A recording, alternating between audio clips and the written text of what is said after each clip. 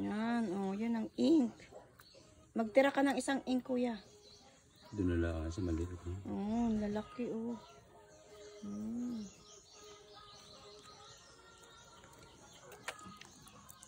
Grabe ang kapal ng ano, laman. Ayan, oh. 320 po ang 1 kilo. Direkta yan, kakalabas lang. Buhay pa nga, o tingnan mo, nagbabago-bago pa yung kanyang ano, balat. O, kita nyo yan, o. Kita nyo, nagbabago-bago pa yung balat niya. Kakalabas niya lang sa dagat, kakaano lang nila. Kakahuli lang nila sa dagat. Ang sarap niyan. Ayan.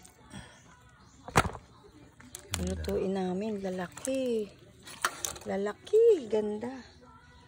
Yan, ang kapal po ng laman niya. Ayan. Ia-adobo namin sa gata. Wala kang ginawa buong maghapon, kuya, kundi maglinis ng isda.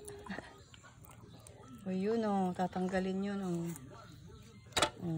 Ayun, yun ang tinta. Tinta yan. Kailangang matanggal para hindi masyadong maitim naman.